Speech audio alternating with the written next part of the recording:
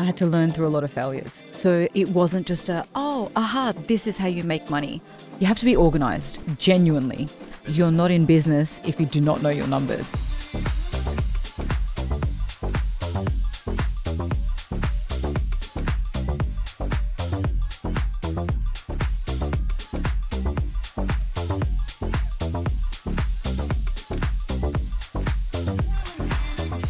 Welcome to another episode of my podcast, Relentless, Life on Your Terms. We're here with Rita Agoulian. Thanks for being here. Thank you for having me. Now, you have a very, very interesting story. You started in business, your company, which you registered, LickYourPhone. Yes. Yeah. Was about 10 years ago.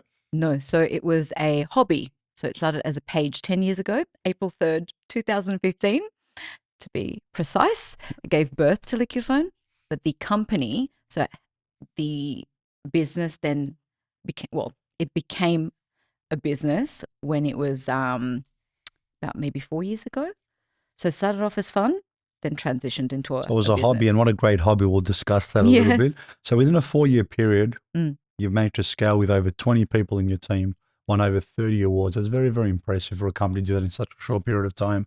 Tell us a bit about that, how it started as an idea, as a passion, to then create as a business and to win all these awards.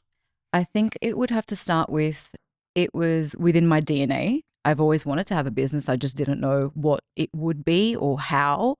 I've never had experience running a business. I loved food. Food's my love language. I speak it fluently. And how it started was I wanted to recommend places to eat in Sydney. So there was no videos on Instagram back then. It was photos. So just literally reposting photos of places that I loved. And it started to pick up momentum. The name was catchy, really important to have a catchy business name. And Easy to remember. Correct. And also branding. Branding is very important. So with with branding, it's the visual imagery, it's the lips, it all comes in together. You need to be memorable. So that's part of it. So I like to stand out. My personality is I love to shine.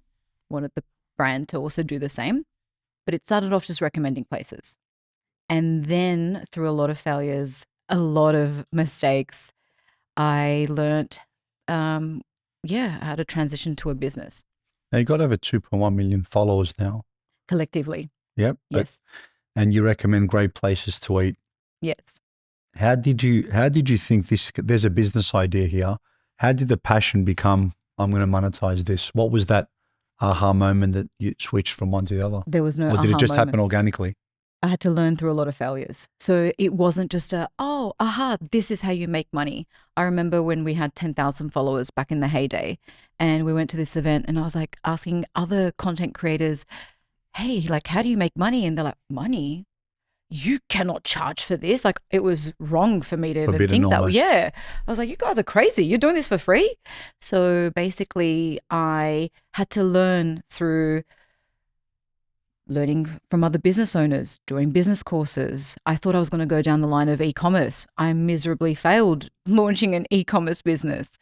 I hated it. And then honestly, I guess a little bit of luck, fate played a part. So Wendy from Wedded Wonderland, have you heard of her? Do you know the name?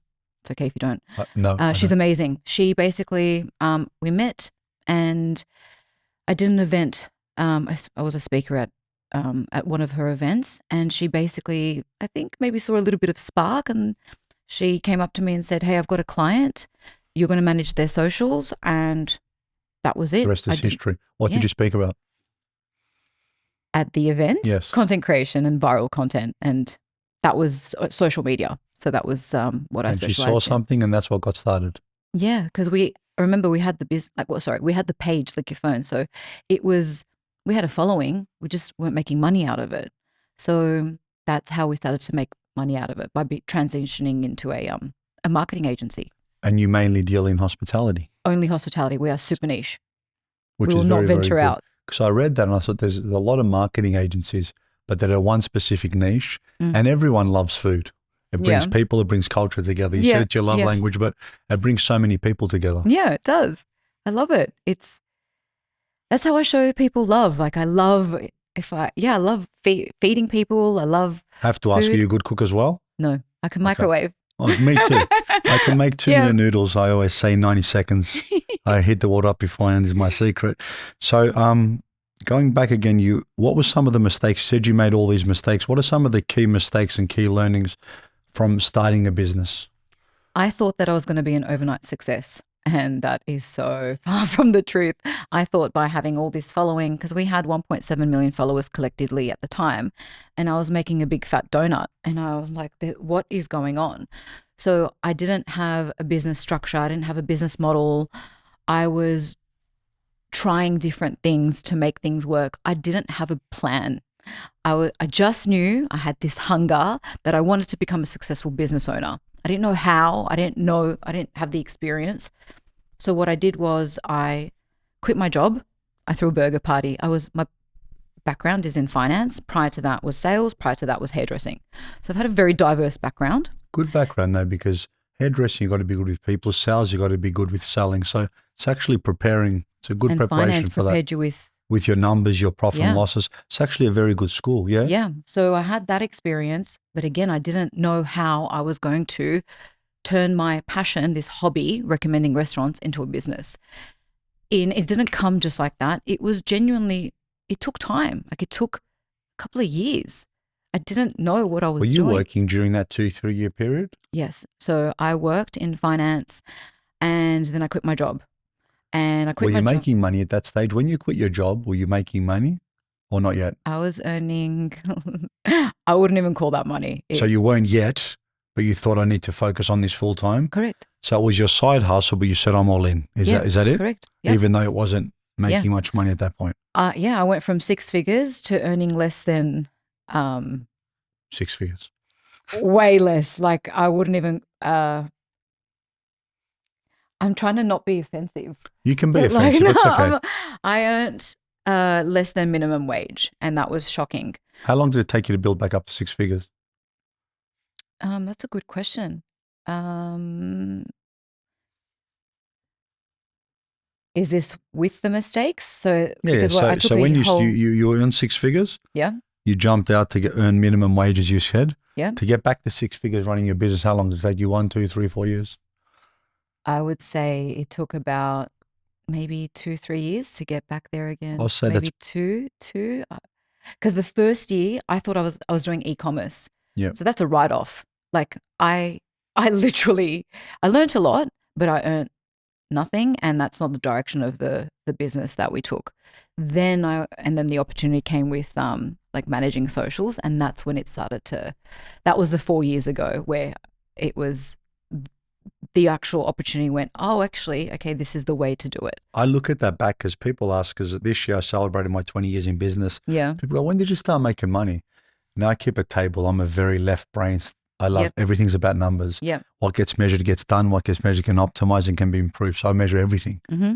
And I looked back and I thought for 5-6 years I was working, putting everything back into the business. Because I started with a debt of 348 grand. So it took me a long time to start drawing any money, because before I started the business, I was making great money as a national sales manager at a job and running a franchise.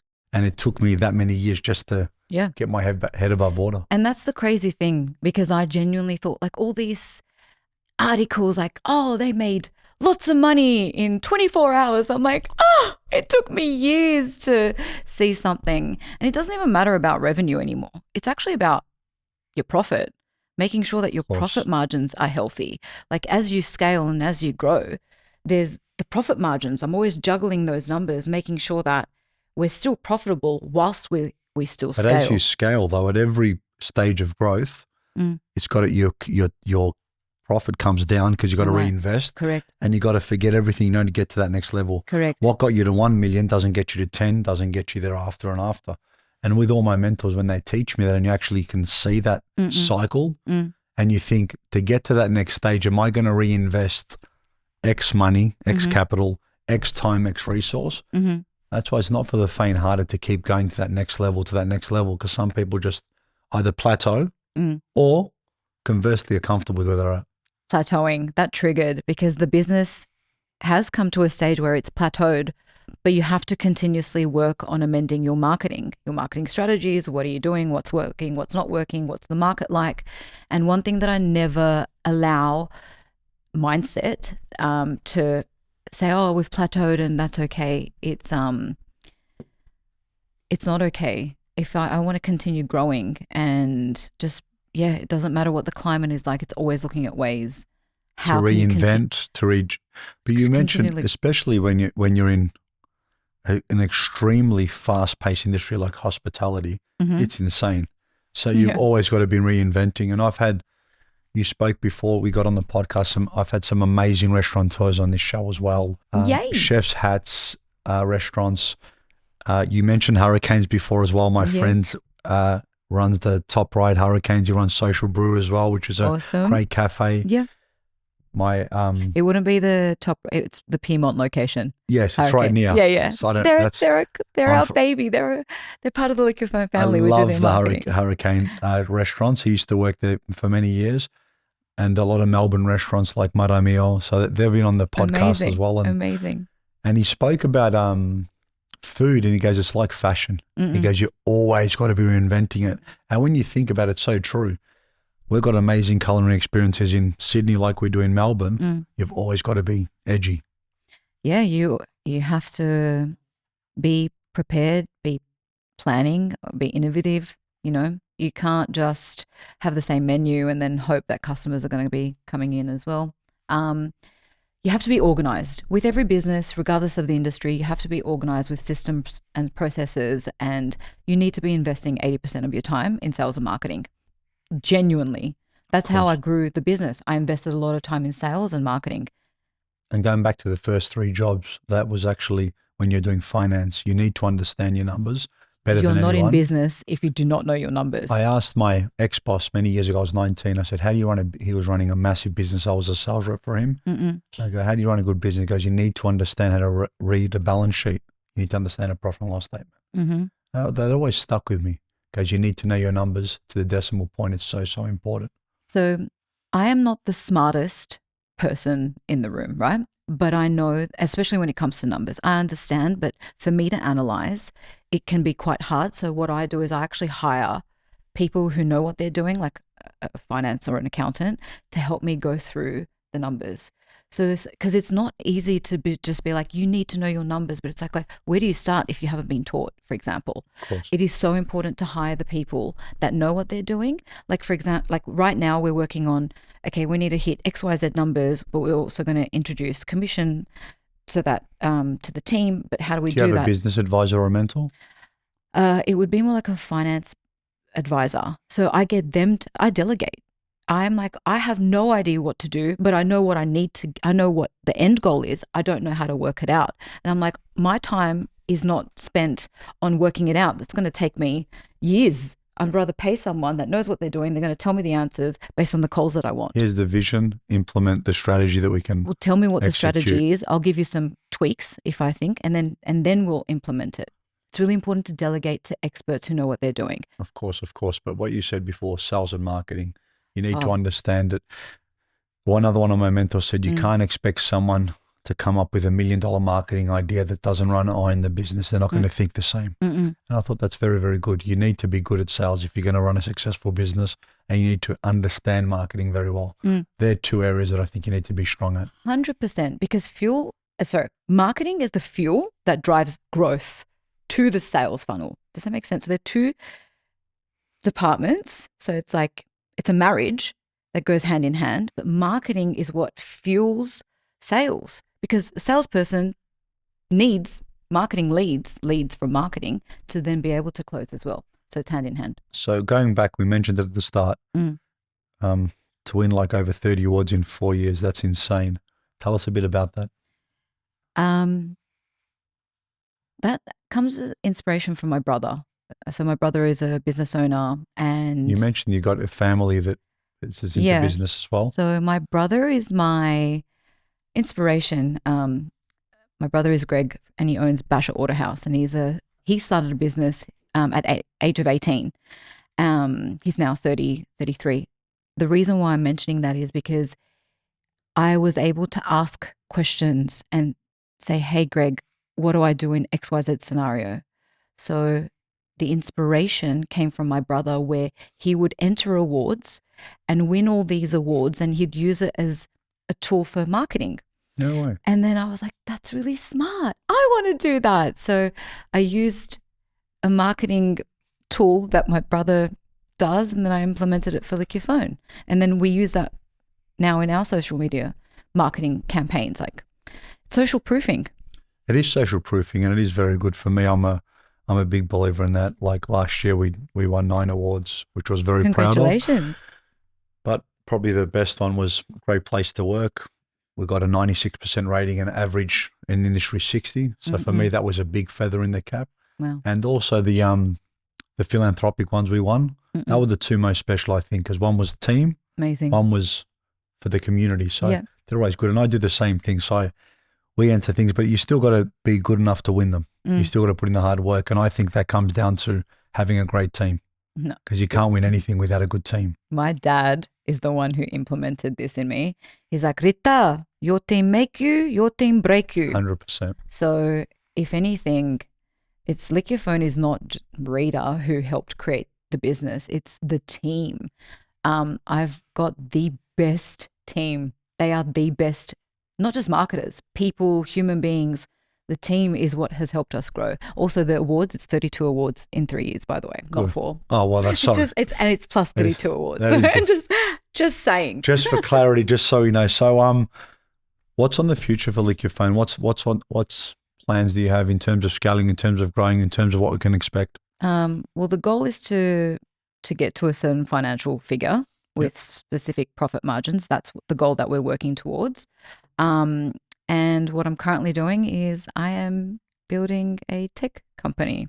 So LickYourPhone is fueling or funding this tech company that I'm currently building. Can you tell anything about the tech company? Is that all I can say? It will be the next disruptor, just how Uber disrupted the taxi industry, just how Canva disrupted What's it going to disrupt? The influencer / social media marketing industry. And when can we expect this?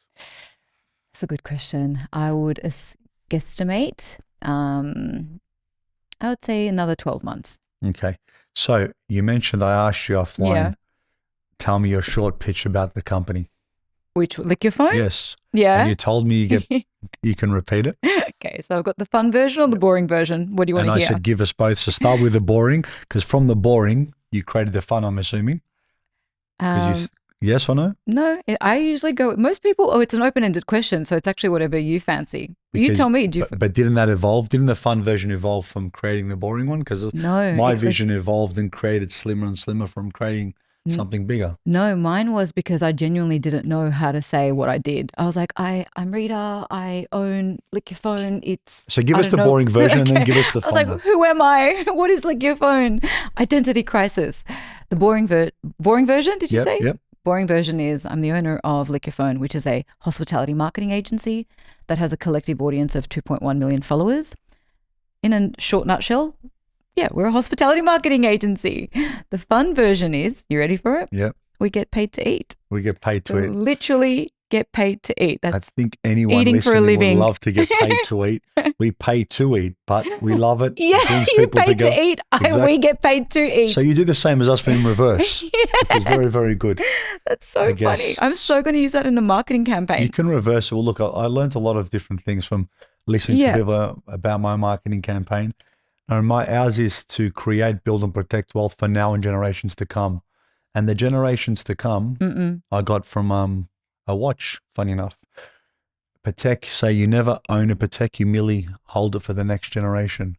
And when I saw that, I walked in to buy a specific watch. The lady went to show me something and I said, no, I want this one. And on the corner of my eye, I read the sign and I said, all right, show me. And then I fell in love with that brand. Wow. Because it's generational. So if you see their ads, which for me, really, I started researching. I wanted to know more and more. Patek's ads are usually a father and a son, a mother and a daughter. And when you talk about handing down generations, it's always something special. So when I thought property is generational from now and generation to come, that part was inspired from Patek. Love that. Now, I said to my son, I said, son, when I die, I go, you'll be okay, you'll be looked after. I'm going to ask you for one favor. He goes, what? Never sell the watches I give them to your kids. Oh. He said, sure. But my son is so not like me. My favorite watch I own is my Apple Watch. I'm sure as soon as I die, he's going to sell them all. Anyway, it's come to this time of the podcast. Are you ready for your quick fire questions? No, but let's go ahead. What is the best piece of advice you've ever been given? Ooh, that is a good question. That's a big one to start with. You know what? Let's warm up and you can come back to that. I'll give you some easy ones. Coffee or tea? Coffee. Sunrise or sunset? Sunrise. Beach holiday or city adventure? Beach holiday. Dogs or cats? Dogs. What's the first thing you think of when you wake up? My puppy. He's Name? So cute. Bailey. Bailey. What's one thing that always makes you smile? Probably the same answer. I'm always smiling. But food? No, my family. I'd say my family. And Bailey. And my baby. And food. You got a few. What's your favorite way to stay active? I love walking Bailey. Everything's about my dog. If you're a dog owner, you'd understand. Are you an early bird or a night owl? I am definitely an early bird. Book or movie? Movie. Mountain or ocean? Ocean. Pizza or pasta? Ooh. Both carbs. What would I go for? Carbs or carbs? That's a hard question. Let's go for pizza. They're similar. Now I'm going to ask you that question that we started. What's the one best piece of advice or great piece of advice that you've received that stuck with you? Whether it be a saying, a book you read, something a mentor shared with you, what was it? My dad comes into my mind, but I don't think it's the best advice. It's okay. He's like, Babi, never give up. Never give up. That's great advice. What I would say, I guess, to that is learn when to pivot, change. Like it's okay to give up, to change your course. But as long as it doesn't, you're still going to get to the destination, but it doesn't, you can change how you get there. You know? I always say setbacks and challenges are just redirection signs. They just redeploy you somewhere different. So any mistake that you make in business, it's fine. It's not fatal. Yeah. Just redeploy your time and your attention. Texting or calling? Calling. If you could live in any time period, what would it be? Any time period? Yep. I wouldn't go back to, you know what? I had a good time when I was in my teens. I would go back to the 90s. That was lots of fun. How do you disconnect from work? I don't think I do. I really don't. What do you do other than work though? What's the eat to keep your mind sharp? That is I do exercise, so I'll put in my I'll go for a walk, but I have to be by the water. I love to do coastal walks. What's your hidden talent? I don't know. Your thumbs go that way. Double jointed. Actually, you pull them up for the camera to see. Oh God, there you go. So weird. Which camera? You want to go left or right? Wow. All right. That is pretty good. If you could eat one food for the rest of your life, what would it be? Singaporean chili crab. That one was so quick. Yeah, I know exactly. Singaporean chili crab. So good. Give me one of your top tips to stay focused. Prioritize what is the most important thing. So when you have an overwhelming to-do list, 1, 2, 3 things. 1, 2, 3 things, and put in your power hours. So in my diary, I have power hours, no disruptions, get the most important shit done. So deep work. Yeah. So where you focus on one thing. Highest priority. There's a really good book called Deep Work and One Thing where they focus on that. They talk about time boxing in it, and they talk about making sure you knock off your most important. One of my mentors shared with me, he runs his whole business. Now this guy is extremely wealthy, worth hundreds and hundreds of millions, second generation builder. Every whole business, a traffic light system. Red is what he focuses on. It needs his attention, everything. He looks at it like that because he cuts it up like that. And it's pretty interesting. Last question, from a scale of 1 to 10, how much have you enjoyed being on the podcast? Plus 10. There we go. Thank you. Remember to see more podcast episode Relentless. Like, share, and subscribe. Rita, thank you for being on the show. Thank you. Appreciate it.